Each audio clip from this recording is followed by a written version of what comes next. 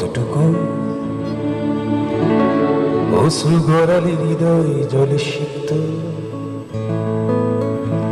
কত প্রদীপ শিখা জ্বালালে জীবন আলোয় তিক্ত, কত ব্যথা বুকে চাপালে তাকে বলি আমি ধৈর্য।